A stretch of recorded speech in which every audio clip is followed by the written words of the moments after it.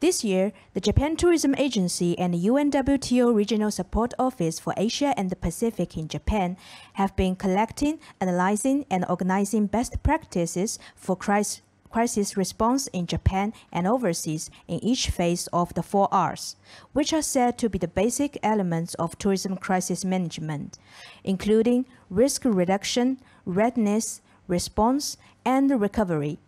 Based on these best practices, we have also developed a crisis management guidebook for the local governments, DMOs, and tourism business operators, which will be introduced during this webinar. Mr. Masato Takamatsu, president of the Tourism Resilience Research Institute, will talk about how to use this recently developed guidebook on tourism crisis management, teaching materials, and the instructor's guidebook, and the significance and importance of tourism crisis management. Mr. Takamatsu, the floor is yours. Hi, good morning and good afternoon. I'm Masato Takamatsu, President of Tourism Resilience Japan. And today I'm very happy to share with you the developing tourism crisis management plan. It's a guidebook and teaching materials and instructor's guide, 3-in-1 tool to effectively develop your own plan for the tourism crisis management and for the businesses' crisis response manuals. To begin with, do you know what this figure represents? 1.46 billion? It's a number of total international tourist arrival in 2019. And 8.9 trillion US dollars is equivalent to travel and tourism sector's contribution to global GDP in 2019, representing 10.3% of global GDP. One more, 330 million jobs in the world are supported by travel and tourism. And 1 in every 10 jobs in the world is generated in travel and tourism sector. And additionally, 1 in 4 new jobs were created by the industry over the last 5 years. So you can see how large and significant is this sector for the entire world economy. This is just what Aditya, my colleagues from ASEAN, commented in her presentation. Tourism is an economic powerhouse with huge potential for economic return and social benefit for all ASEAN community. And today, tourism sector contributes to nearly 15% of GDP and 14% of employment of the ASEAN community, the most vulnerable sector to natural disasters and crises. So this is the same with the rest of the world. It's a huge industry, has a huge economic return to social benefit, and very significant contribution to the economy, while very vulnerable to the sector, to natural disasters. Let's take a look at some of the pictures shown here. Natural disaster risks include earthquake, tsunami, volcanic activities, so tropical storms like typhoon, hurricane, cyclone, depending on where you are.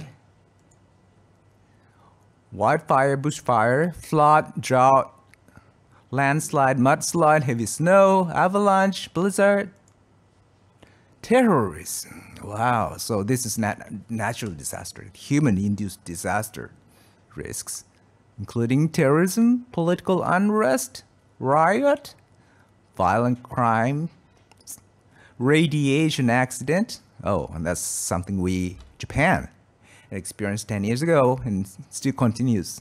and military operation, and cruise ship ferry accident, train motor coach accident, technology system failure. Yeah, that's true. Without technology, we can't do anything in our industry. All spin in natural environment. Look at the pelican. And wide area electric power failure or blackout. And this is what we are currently experiencing: health hazard risks, including SARS 2002, MERS, Ebola, and different kinds of flu, and COVID-19. That's really threatening our industry and disrupting our growth. These little things has such a huge impact in our industry and sector. Crisis can negatively affect the tourist industry. One, if there was an natural disasters or this sort of incidents, visitors' injuries or death in the incident can take place, and tourists modify their travel behaviors. How? They cancel their holiday trip to the affected destination or divert to other safer destinations. In addition to this, media, newspaper, online media, they sensationalizes the crisis and create negative images for a destination and organization affected. And therefore, the impact of the reputation crisis or perception crisis is oftentimes more significant than that of actual crisis. So this is why we need to think about and do tourism crisis management. Number one, tourism and economic generator worldwide, or in other words, economic powerhouse. And tourism is prone and vulnerable to crises. And the safety of the visitors is at risk in crisis situations. And therefore, tourism sector must act to mitigate further impact of the crisis from tourism. How? By promptly and appropriately managing and responding to the crisis, and by rapidly recovering the affected destinations and businesses. So this is overview of the tourism crisis management. Right in the middle, in red, is a disaster crisis incidents. So there are two phases of the pre-incident activities, while there are two other incidents to be done after the occurrence of the incident. And we call them 4 R's because they all start with R's. On the left-hand side is the reduction of disaster risks. And then readiness for response. Then response to the incident and risks. And lastly, recovery from the risk. I drew a timeline of tourism crisis management. This one goes up to down. On the top here, the phase is normal. Then, in a situation there, the crisis is to take place very soon, immediately.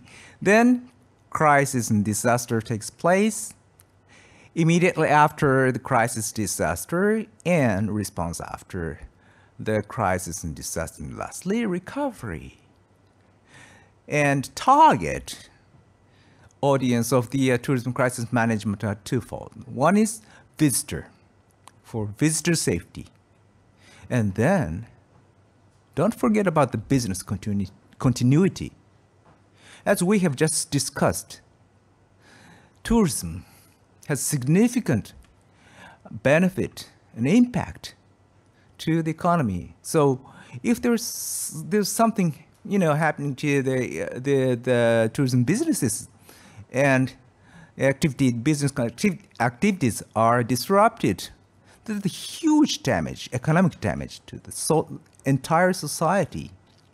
So look at this. For the visitor safety, it's quite limited in time. I mean, after the incident and maybe a few days until all the visitors in the affected area returns home. But on the other hand, the activities for the business continuity takes longer time and a lot of efforts until the businesses and destinations fully recover from the negative impact from the disasters. In order to think about and prepare the tourism crisis management plan, the very first step for crisis management is to identify risks. Should you fail to identify major risks in your destination or in your business, what happens? The unexpected takes place. 10 years ago, we had in Japan, we experienced the mega earthquake and tsunami. And that times, I heard this word unexpected thousands of times. Such as, we never expected such a disaster to take place here. Or the scale of the disaster was larger than that of estimated. Or we anticipated the disaster but never expected such a significant impact by the disaster. They all are included in one word, unexpected. And if unexpected happens, the management is totally out of control. So, tourism crisis management means identifying the risks induced by the crisis, then proactively planning countermeasures and prevention of the expected risks, and preparing for prompt and appropriate response to the crisis risks. That's what tourism crisis management is all about. So even though I put the word exercise, just take a look and take a few moments to think about a potential disaster and crisis in your country or in destination that are likely to have a significant negative impact on tourism sector or to your business, such as natural disasters. You may have what? Earthquake, storm, heavy rain, flood, landslide, snow, or hurricane, whatever, volcanic activities, and then human-induced disaster and crisis that may impact you negatively, and other crises as well. And once you make a list of the potential disaster risks in your region or to your businesses, I encourage you to put them on this chart. The horizontal axis represents the degree of the impact.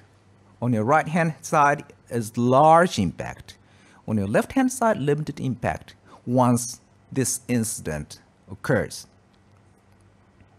And vertical axis represents the frequency or probability of the occurrence of this incident.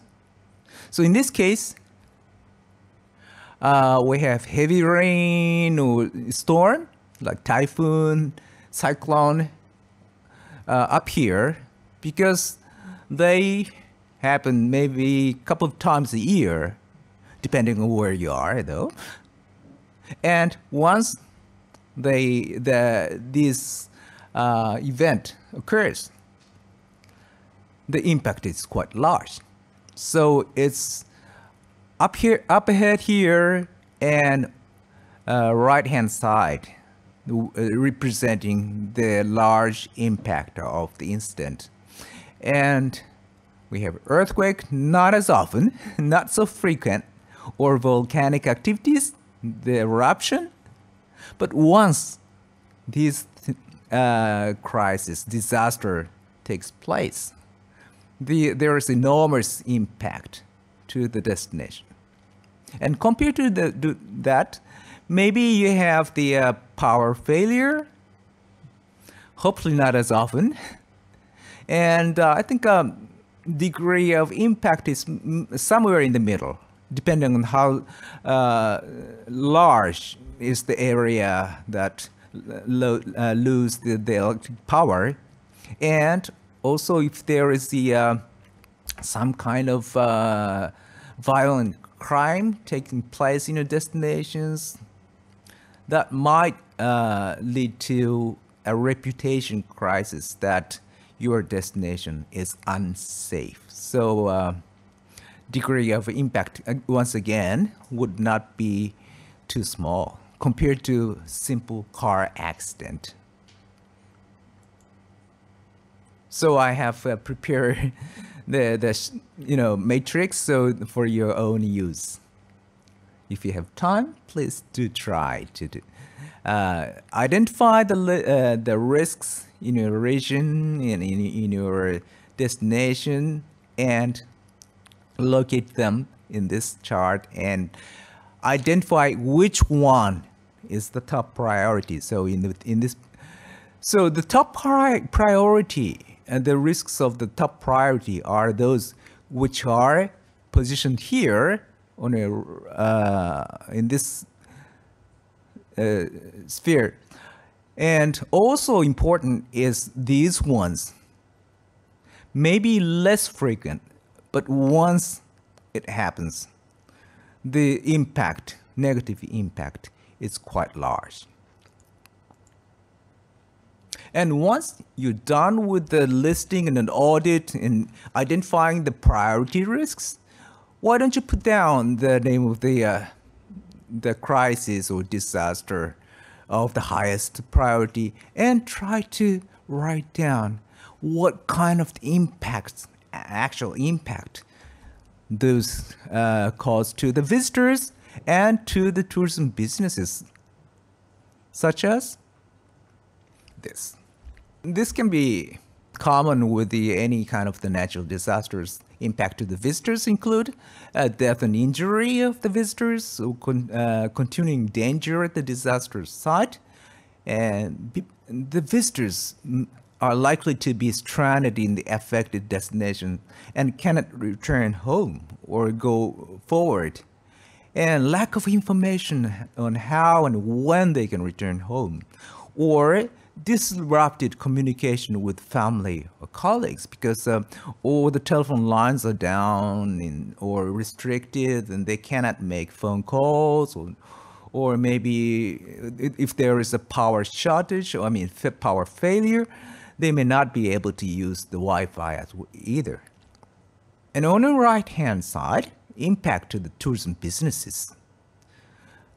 They may have physical damage to their properties and infrastructure, injury or death of their passengers and guests, or their employees, and perceptual reputation crisis, which I referred to earlier, and business disruption.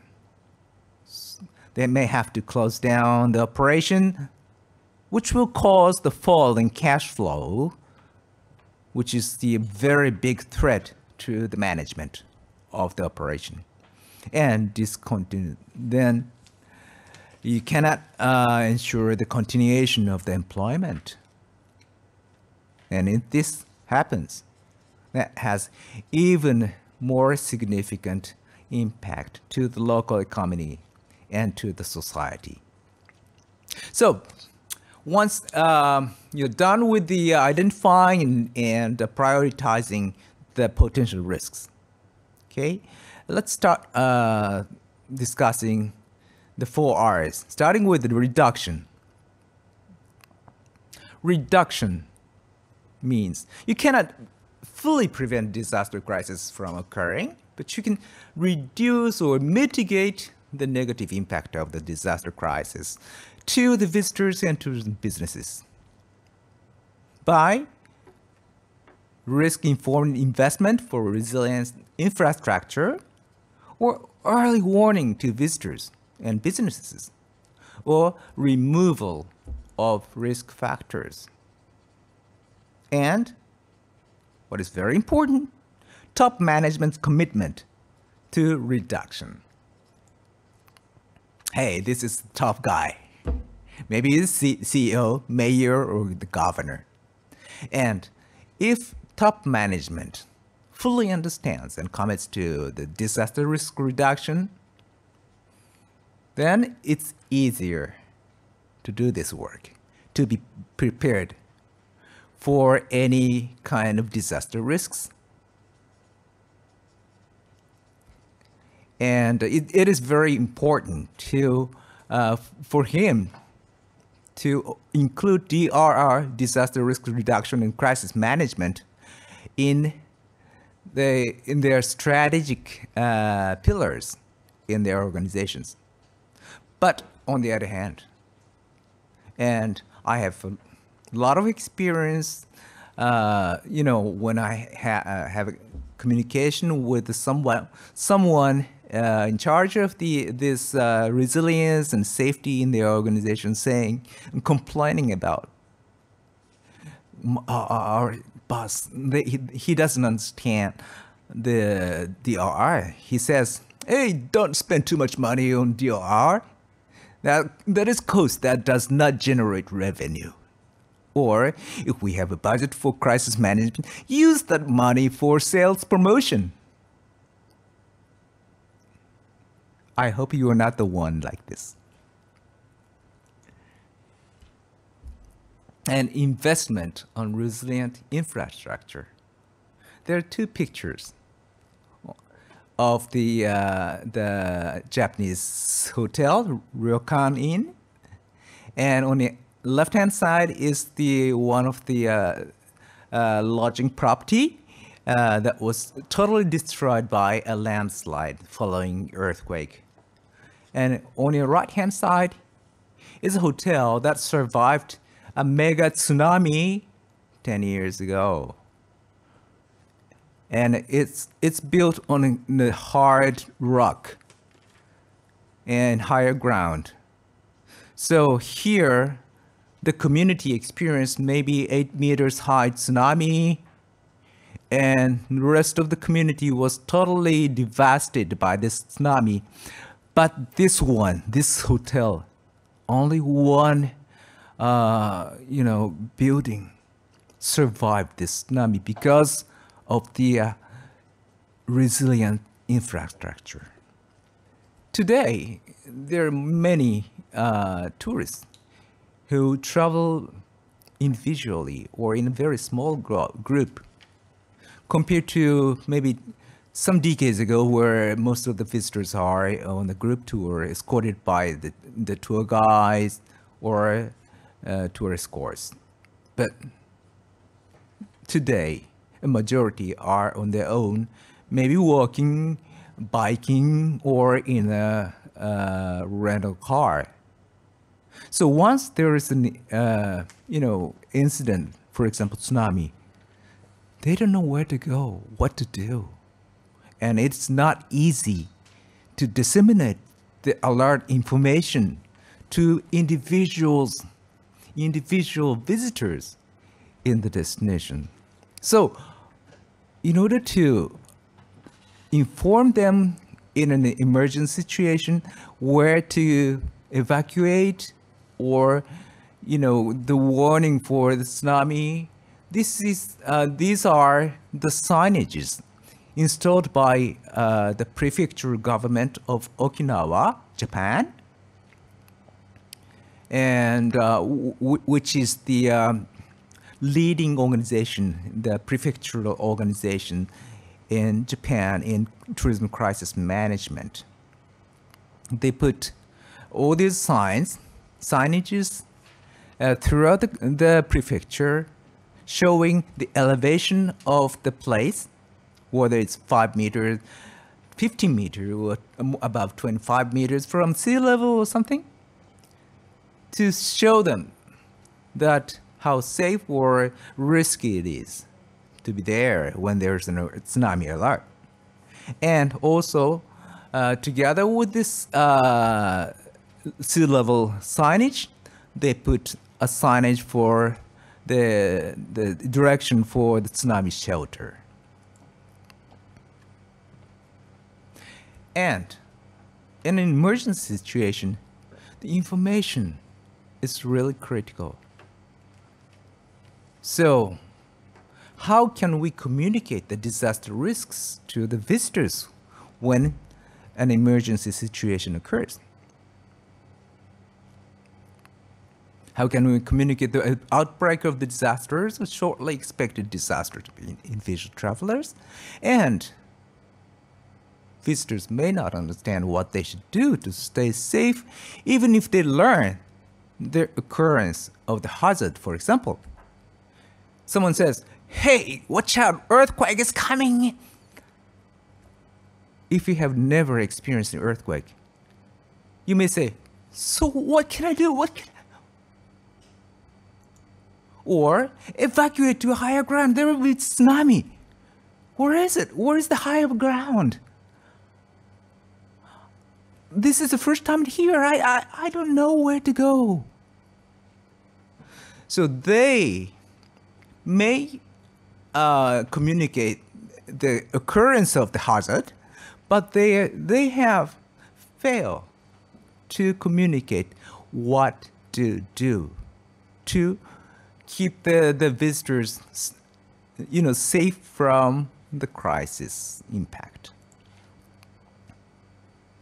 And as a part of the reduction, especially in the tourism sector, the early warning and early return home means a lot. When a disaster risk is anticipated, an ultimate risk reduction for the tourism sector is a destination of the risk is totally evacuated and no visitor is left there. So if that, happens, there's no risk, at least to the tourists. So we need to think about how we can promptly provide the visitors with the risk information and encourage visitors to avoid visiting or return early from the destination at risk.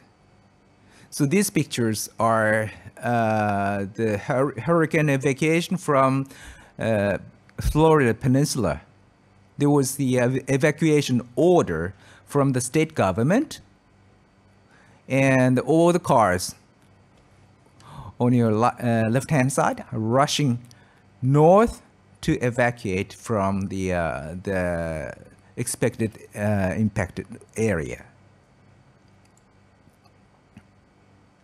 Okay, let's move on to the response phase. Jumping the readiness. Well, why not in order?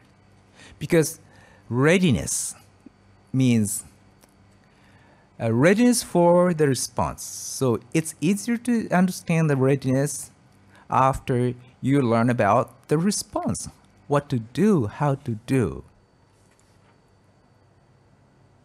And response includes the actions leading up to and immediately after the impact of the crisis to minimize its effect and to manage the consequences.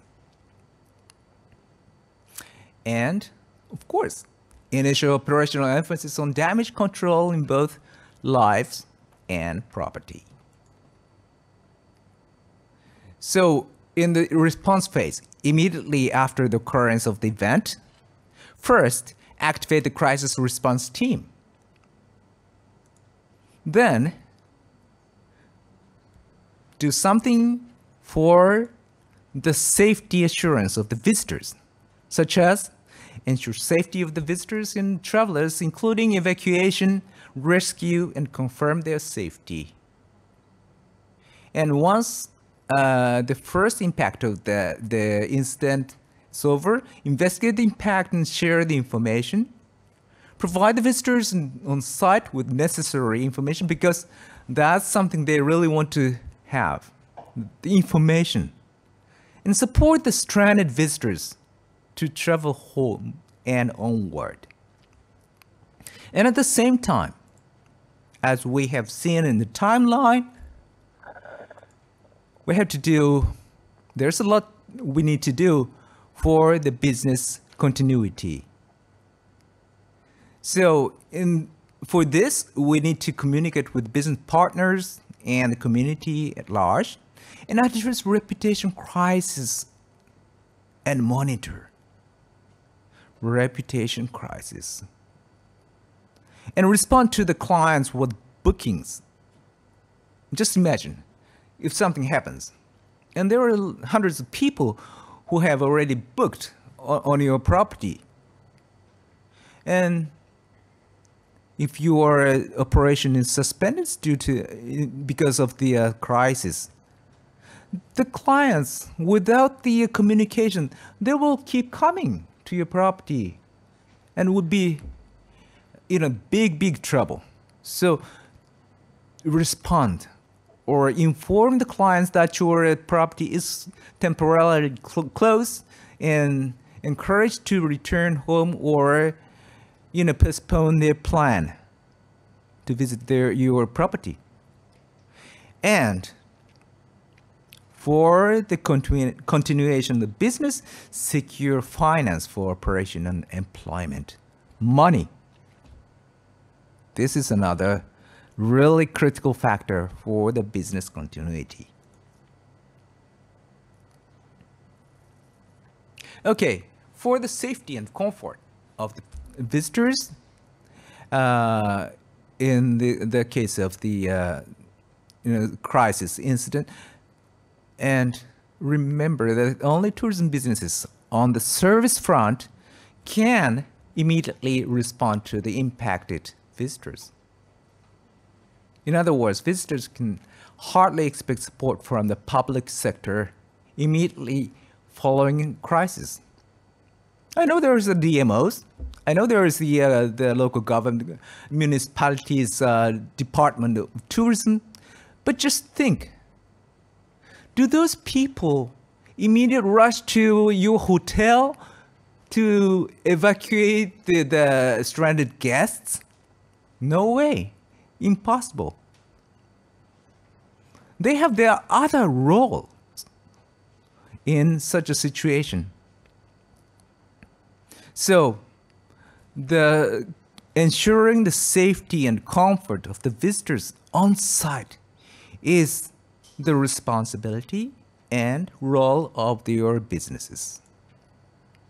And once the visitor experience the crisis, they have a lot of different concerns. There are concerns about their own safety or safety of the company and family and friends. And oftentimes, the transportation are disrupted, their operations suspended, and roads closed. So they have concern how they can get home and go travel onward. And they want more information and communication. And of course, they have concern for food and water. What do visitors want when they experience a disaster? And this is the result of the survey done immediately following a major disaster crisis situation in Japan over the last couple of years. On the top of the list is information. Information in their own language or English on what has happened. Will this continue? Well, you might say that everybody knows what has happened, but just imagine someone who has never ever experienced the earthquake in their entire life, they wouldn't understand that it was an earthquake. I remember there was a French couple visiting Japan and happened to experience an not major one, middle-sized earthquake during the night. And of course, when there was shake, they whoa, jumped up from the bed and just didn't know what is happening. And surprisingly, there was no announcement in the hotel, or nobody, on the same floor. No other guests are rushing out or anything. So they were puzzled. What has happened? They thought there was the big truck or something that crashed into this building or something.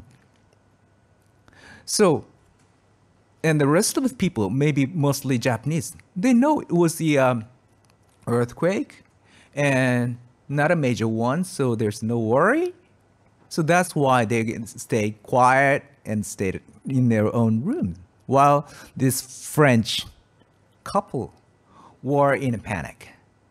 So especially for those people who are not familiar with the such crisis in a region, it is very important to let them know what has happened, or is it safe to stay there, or will this continue?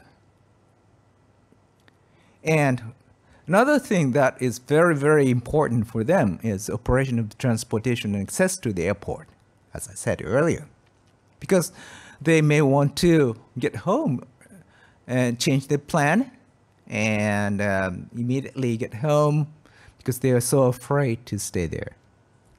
And instruction advice on how to stay safe and where to evacuate. And surprisingly, but understandably, the third on the list was where they can charge their smartphones.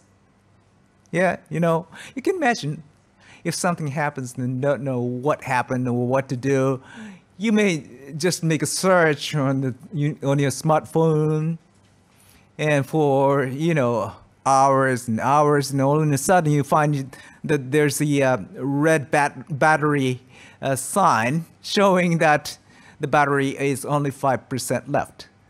And when there's a blackout, wow, you are in trouble. And how to communicate with family and friends at home, and food and drink where to get. So something happens. These are the response procedures to ensure the safety of the visitors and guests. Firstly, of course, secure safety of the visitors on site. Evacuate them to a safer place. And evacuation shelter may differ according to the types of crises and disasters. So if you have just one evacuation shelter, just take a look and see if this shelter is right one for any of the crisis event, for example, flood or earthquake or storm. Maybe if the shelter is on the ground, it may not be appropriate for the shelter when there's the risk of the flood. So shelter may differ according to the types of the crisis and disasters. And confirmation of visitors and guest safety. Once they're, guided to a safe place, confirm the safety and location of the visitors who are inside of the event. Maybe there's somebody lost. You cannot find. Identify who was still missing and search for them on site and report to the rescue team for the further help. And sometimes some incident takes place all in a sudden. They may rush into the toilet and stay there for hours and hours.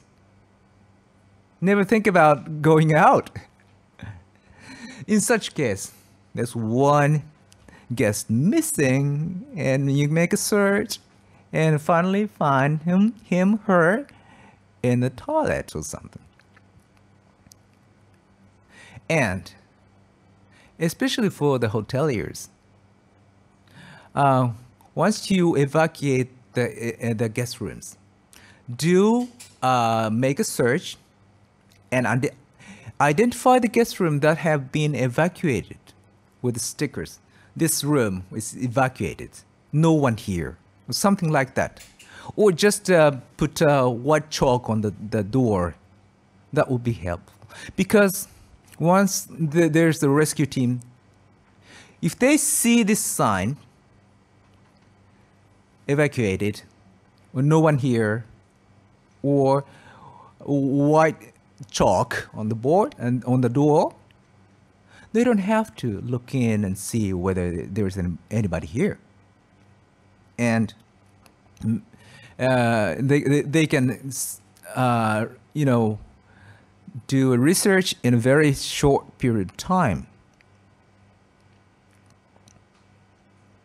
Reassurance and assistance to the visitors and their families and friends. They are really afraid. They're full of anxiety and concerns. So ease their anxiety and concerns. And once again, provide up-to-date information on situation update and accommodation and shelters available and operation of transportation to return home. And maybe if you can, assist the stranded visitors return home, or provide assistance and support to the families and friends of the victims of the crisis. This is quite important when there is a victim, someone injured or dead during the crisis. And in such case, the families are likely to visit the affected destinations immediately following the incident, immediately after they learn the injury of death of the loved one. But in many cases, there's no one to support those people who are here to see the victims. And if that happens, just imagine what they would say. Oh, we lost the loved one. And finally, when we went there, there was no one to support us. What a terrible destinations. And such news will be spread out throughout world through social media today. So this is not in the scope of the existing disaster response plan, but do think of, especially for the DMOs, to how to care and support the families and friends of the victims of the crisis. Business continuity and impact of the disasters in tourism sector is not limited to the physical impact, such as damages on roads, railroads, or disrupted operation of public transportation services, or damage to the tourism properties and facilities. But just as much, the cancellation due to the suspended operation of tourism attraction and public transportation may have the huge impact and psychological impact on the potential visitors to the destinations. There's a lot of people who were planning to go to that destination, visit that destination, but decided not to because they're afraid of visiting the destination that are impacted. Or it may not be this particular destination that are impacted. No damages. But when they hear there's some community or destination that are impacted, nearby, they would think that, oh, the destination we were to visit is also impacted. So let's cancel this plan. Let's postpone this plan. Something. They avoid visiting the destinations that are close to the impacted communities. And if such happens, there's the risk of the downgraded destination image or brand. For example, such and such town had a major crisis impact. So it automatically means that this destination is a dangerous place to visit. And tourism business management challenges. When there's a disaster, of course there is the sharp decline of the number of the visitors, and together with that, declined revenue. And that will cause the financial issues for the businesses, like lowered cash flow or increased debts for the operator. And if such happens, the employment of the tourism workforce is at risk. And if there is the management at risk, they would reduce the labor cost, because labor cost is one of the largest major expenses of the tourism operators, and reduce work time or just lay off. And the closure of the businesses, suspension of the operation, the impact extends to the tourism business partners as well, not only to the tourism business themselves, but to their partners in the whole community. For example, just imagine if you have a nice, dinner at the hotel you're staying. Where does this food comes from? All the food materials come through the local distributors, and beyond them are the farmers and fishermen. And if the hotel is closed for a certain period of time, these distributors, farmers, fishermen, they have no business either. Or it's nice to stay in a hotel room, very clean, with a nice, clean sheet on the top of the bed. They are done by the linen cleaning, firms and room making assistants. They also lose their jobs. So impact to the tourism sector, tourism businesses, is likely to extend to the entire society related to the tourism businesses. So this is the reason that really need to rapidly recover the operation of the tourism businesses following the crisis impact. And once something happens, activate Emergency Operations Center or BCP Center and make decisions on business continuity, evacuation, employee reporting instruction, relocation of Emergency Operations Center, etc., etc., etc. And in the face of response, just as Dirk had, kindly explained to us, the strategic emergency communication is very critical for early recovery and to reduce the impact of the reputation crisis.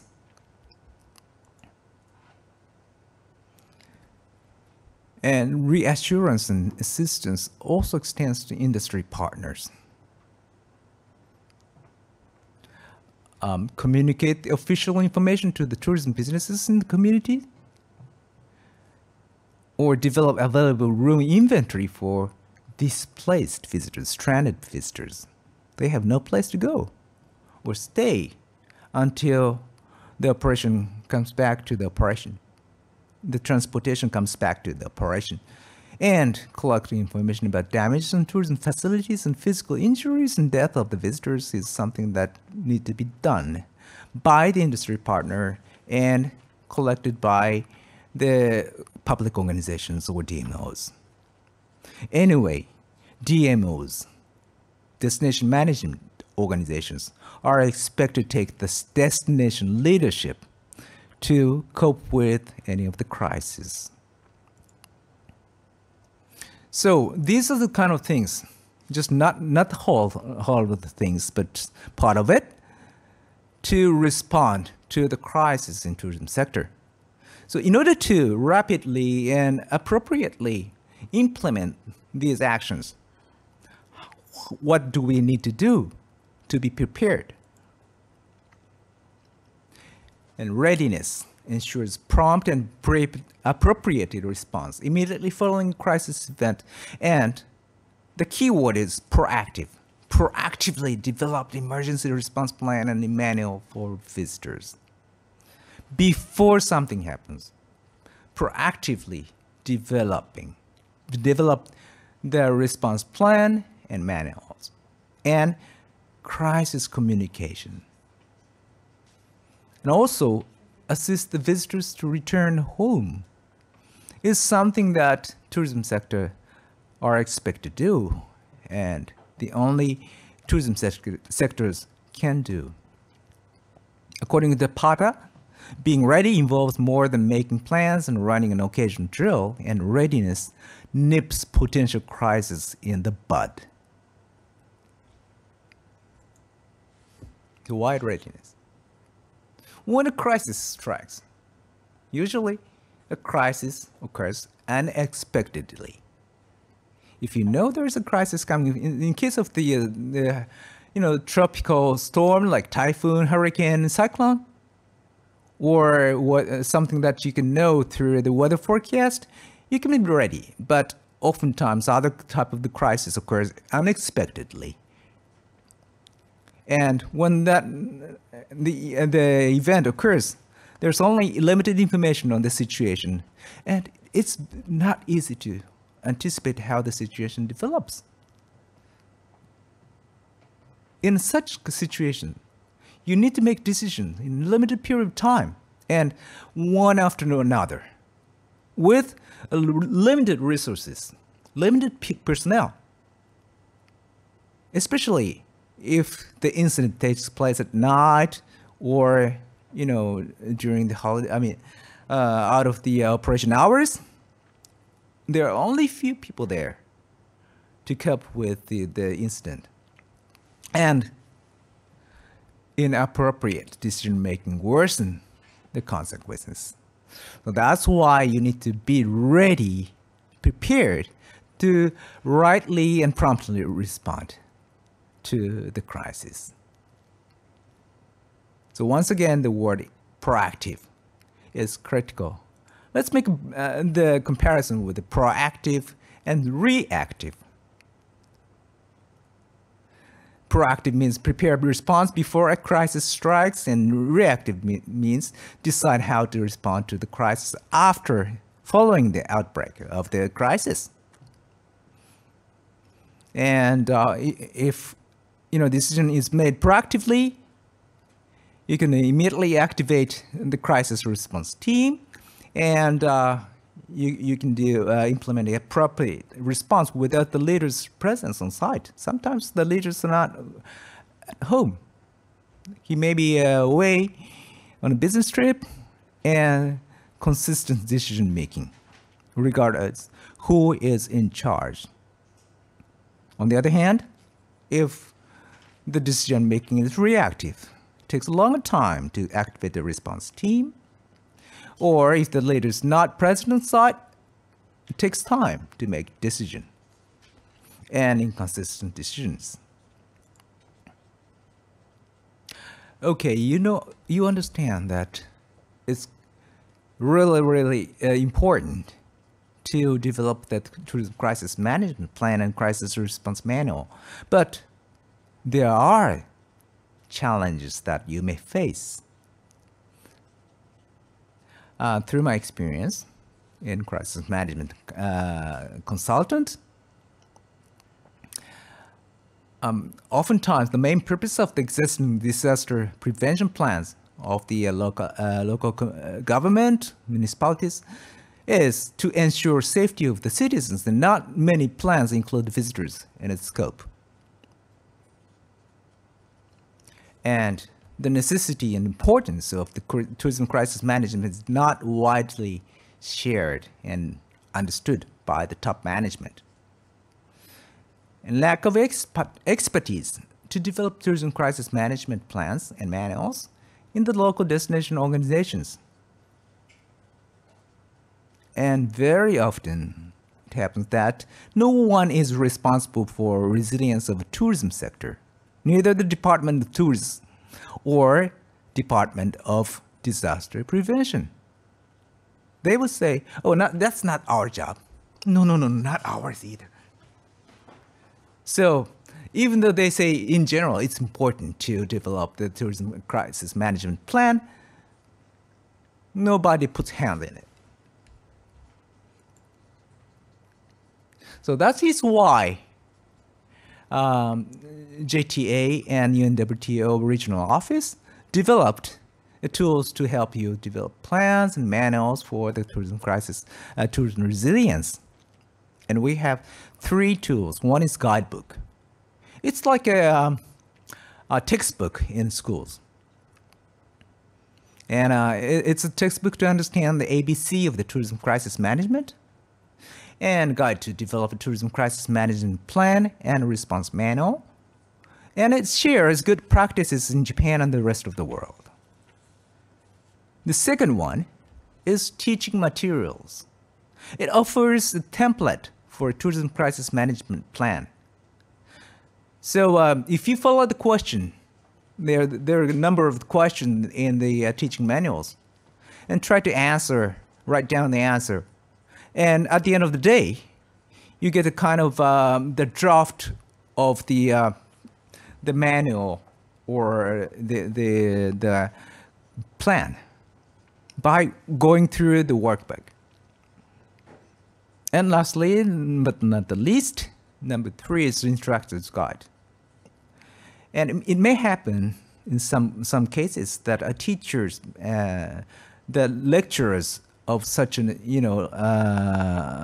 the seminar to introduce the tourism crisis management or the training program, they may not have the extensive experience and knowledge about the tourism crisis management.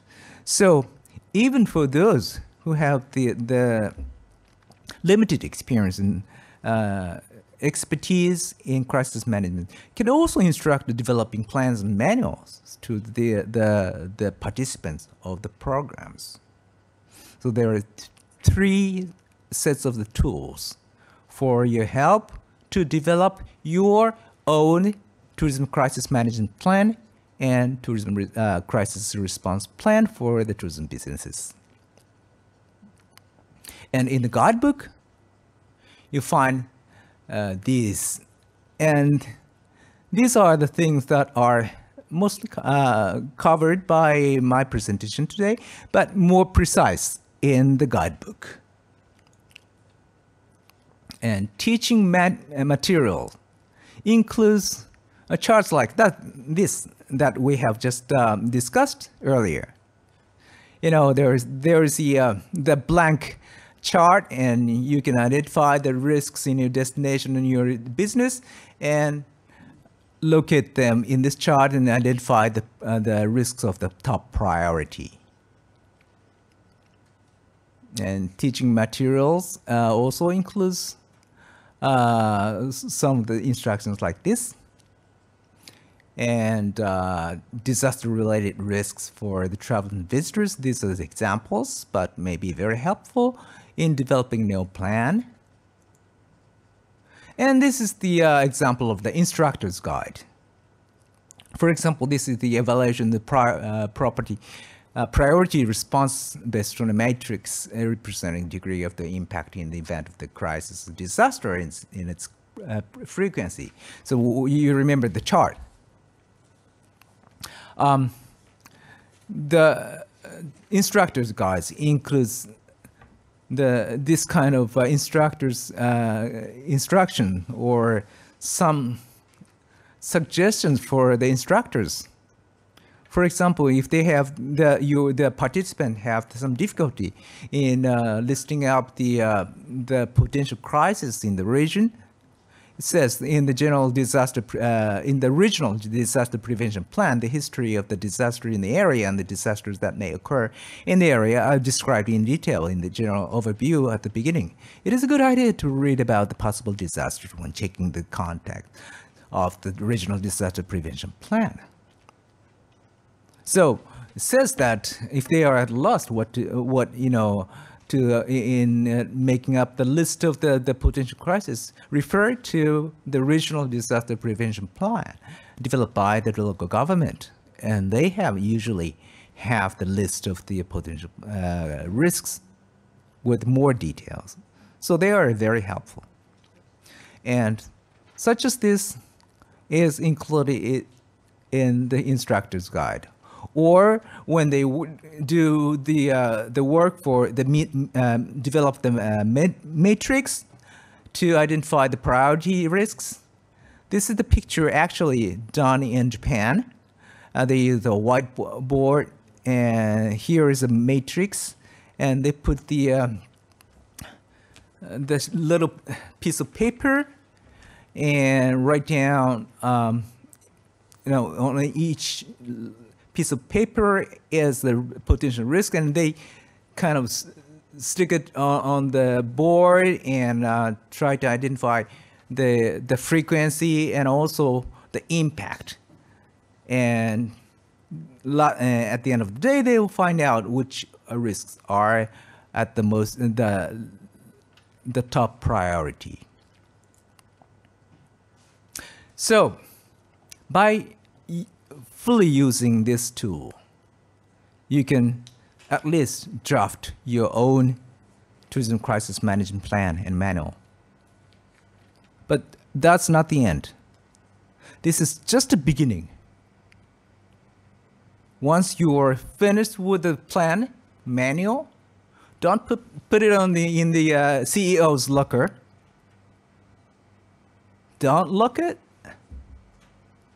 because according to the safety management manager of the Qantas, that's the safest airlines in the world. I have a chance to talk with this guy a few years back, and this is one of the words I will never forget. Well, airlines have thousands of different kinds of manual to cope with the emergency, but that's not enough. He said, we train until the muscles learn. We train until the muscles learn. And if their muscles learn, they don't need manual in an emergency.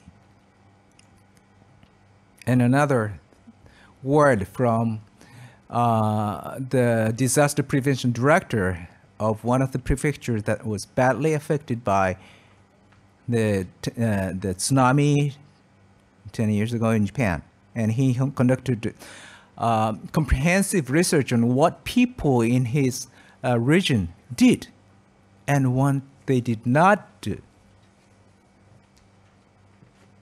And they interviewed, they surveyed and everything, and their final result was the people in the community did what they were trained to do. And they could only do what they were trained to do and drilled. They did what they were trained to do. They could only do what they were trained to do and drilled. So I hope you keep on working on it and make your destination safe and confident to visit through developing the plan and manuals, and also do enough education training and advocacy to the entire sector. And this concludes my presentation. Thank you very much for listening.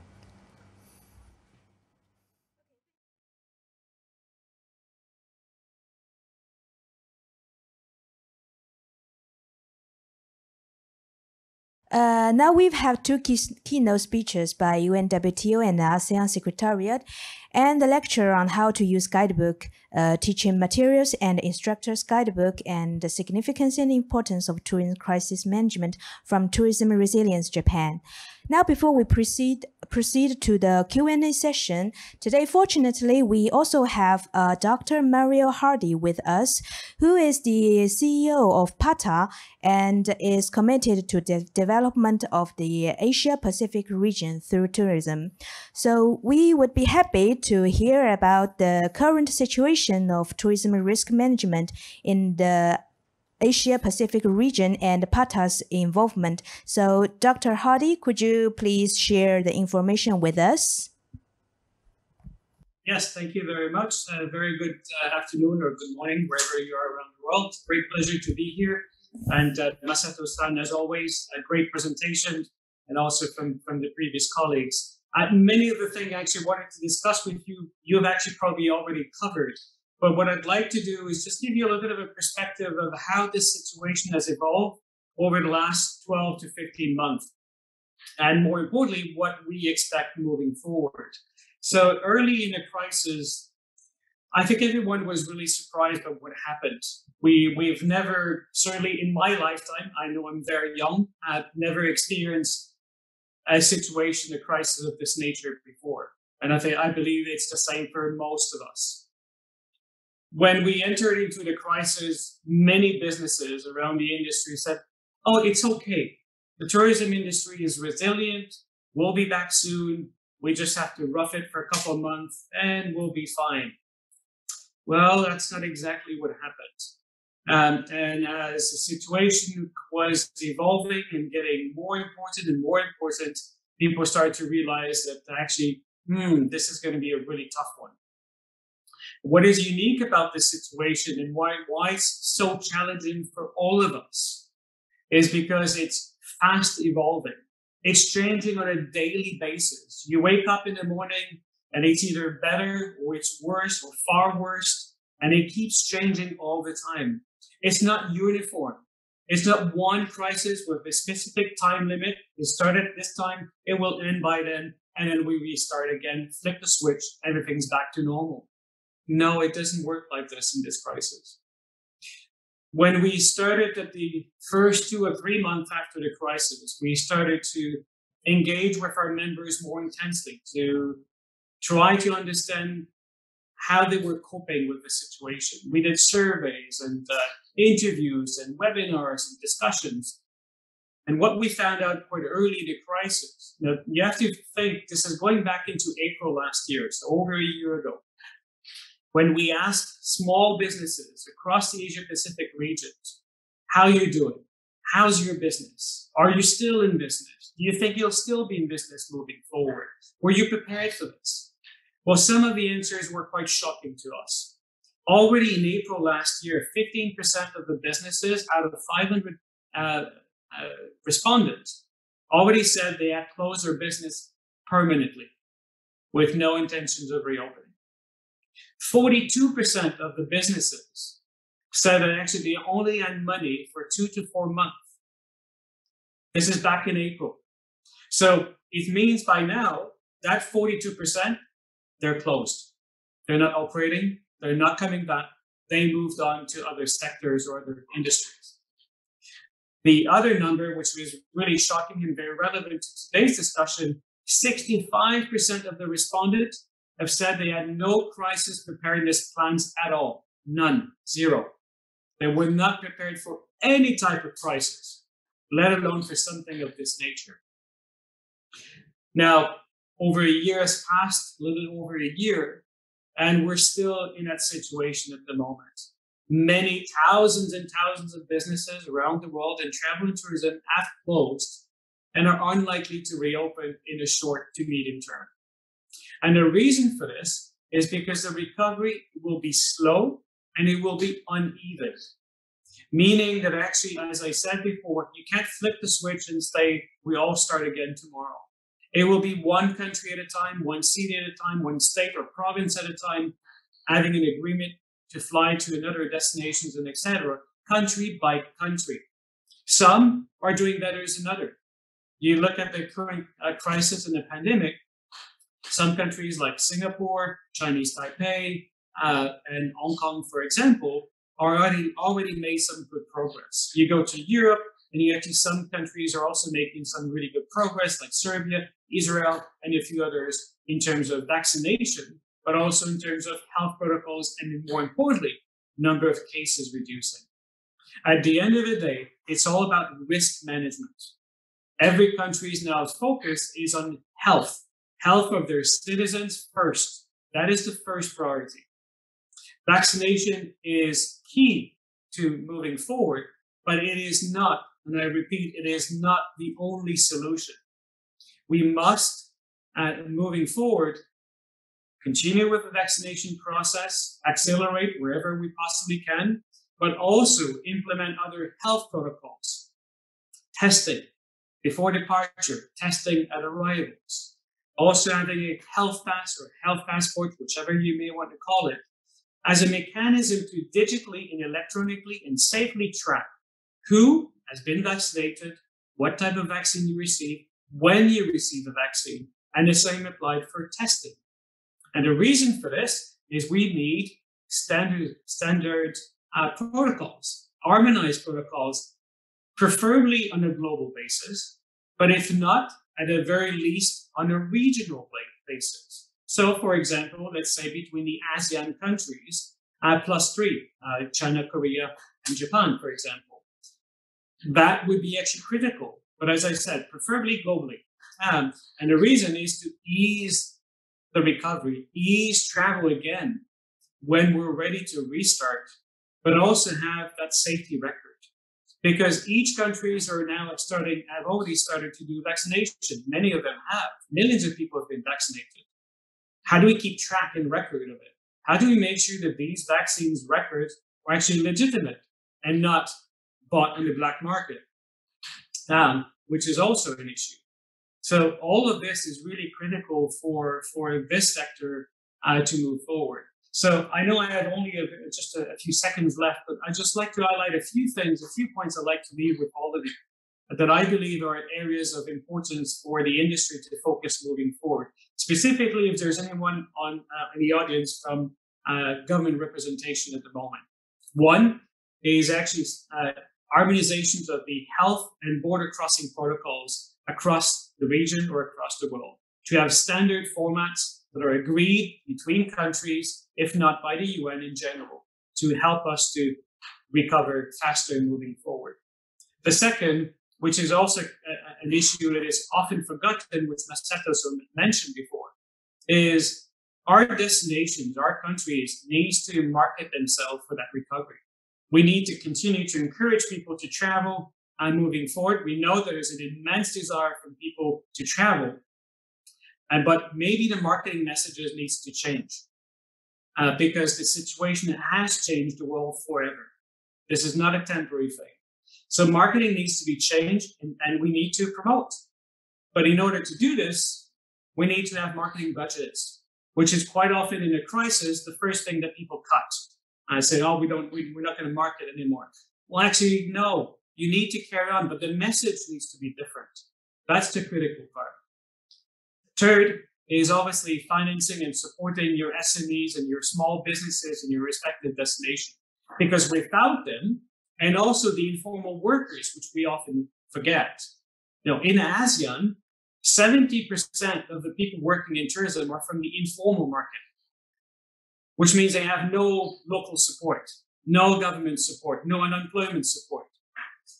But when we restart tourism, we need them to be back because it supports the local economy. And lastly, the last thing I'd like to also mention is digital transformation, specifically for the very small and the small businesses who have not migrated to digital yet. Because in my opinion, if they haven't migrated to digital by the end of this crisis, they will not be in business, or very few of them will be, because others will have actually taken advantage of the market and grab every other piece of business possible in that period of time. And in order to do this, they need support, not only financial support, but resources and technology access and education and training and how to digitally become more digitally savvy and how to promote themselves in an online world as opposed to physical world. So those are the kind of 4 points I'd like to leave with you for all of us to actually think about moving forward. And stay positive. I want to travel. I'm sure that Masato-san and all of you want to travel in the future too. We will travel, but it will be a slow recovery. We have to be patient and prepare ourselves for it. Thank you very much. Okay, thank you so much, Dr. Hardy, for your valuable information, and thank you again for being with us today. And now we have already received some questions via Zoom Q&A chat, but since our limited time, we picked up 2 questions to answer. First, we have a question is that, shall a country or ministry or national tourism organization to have a permanent unit or staff doing crisis management, or only to be set up when there is a crisis arise? So how do you think about it, Mr. Takamatsu?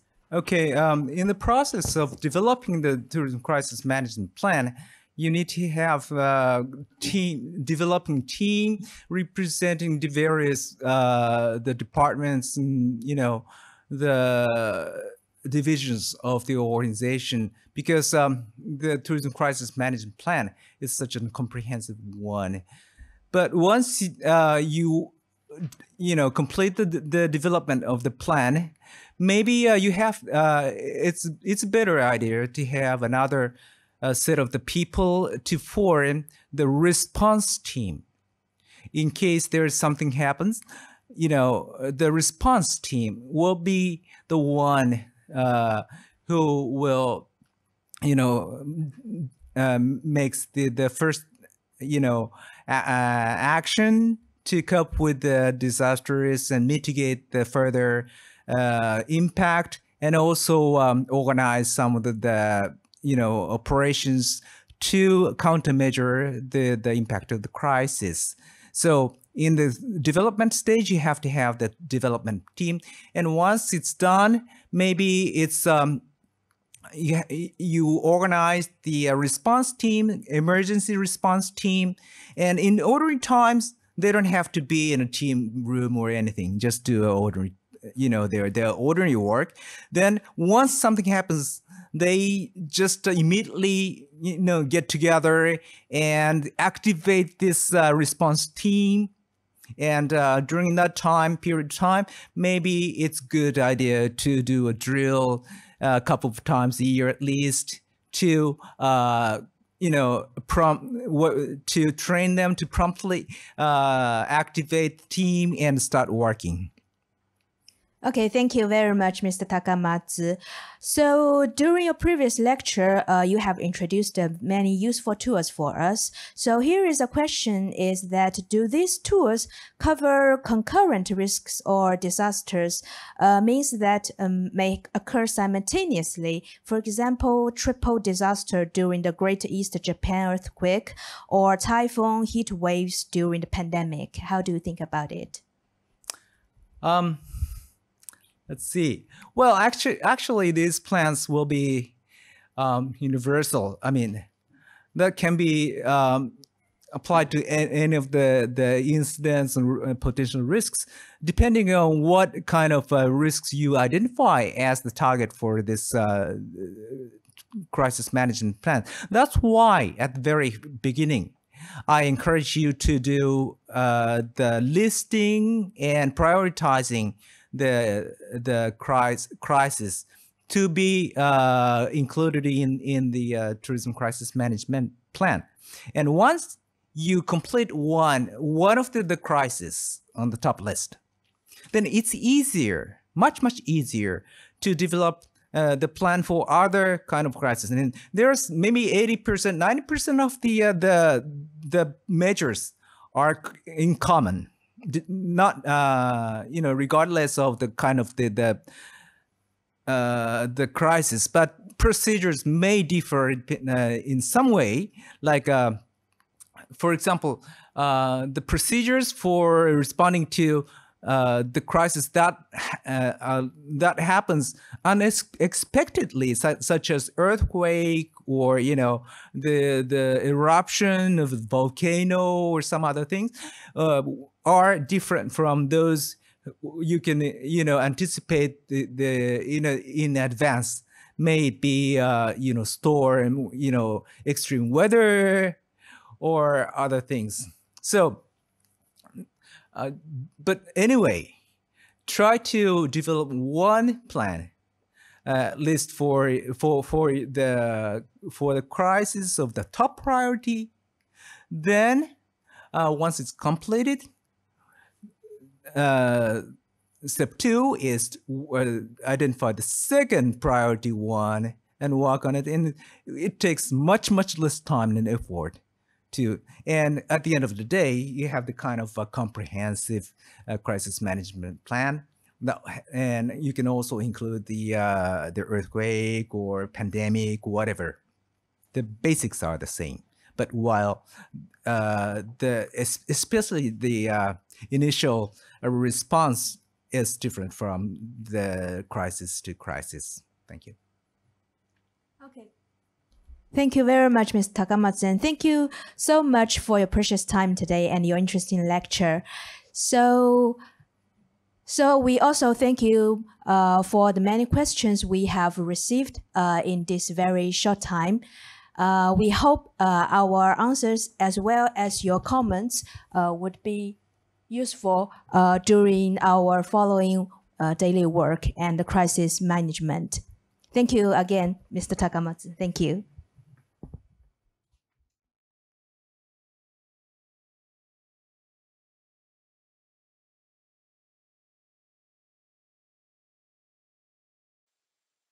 Okay, so once again, I would like to express my deepest gratitude. The time for the webinar to close is now approaching, so closing remarks will be delivered by Ms. Hiroko Suzuki, Deputy Chief of the UNWTO Regional Support Office for Asia and the Pacific in Japan. Greeting everyone and good afternoon from Japan. I truly appreciate you all who have stayed with us until the end of the webinar.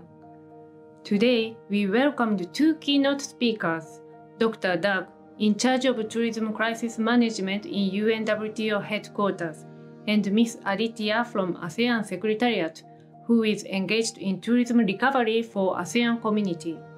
We also had a leading expert in tourism crisis management in Japan, Mr. Takamatsu.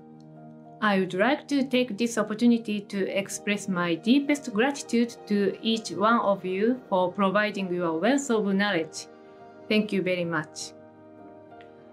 In the midst of COVID-19, I infer that everyone must have been through a great deal of hardship. I deeply hope that this opportunity will provide you with useful tips and insight in your day-to-day tourism crisis management. As mentioned in this webinar, public-private collaboration should be the core process of crisis management in all aspects of risk reduction, readiness, response, and recovery. Dear participants, please refer to our guidebook and teaching materials as a tool to introduce tourism crisis management, and please utilize them to examine the current status to increase future effort in your destination or organization. Our office, UNWTO Regional Support Office for Asia and the Pacific, is located in Nara, Japan. We avail ourselves to help you promote tourism crisis management. Mr. Takamatsu is a panel of experts from our office. Hence, I encourage you to take advantage of our office and feel free to contact us for any queries.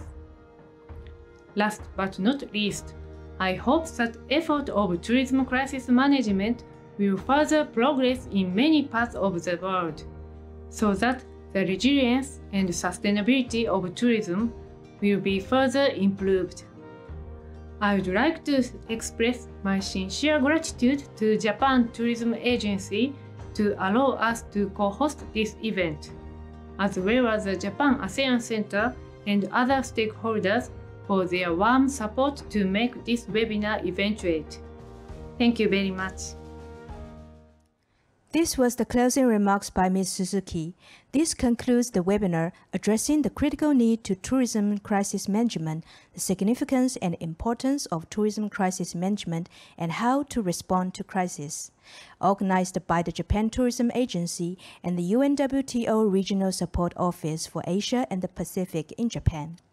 Thank you so much for taking time out of your busy schedule to attend our webinar today.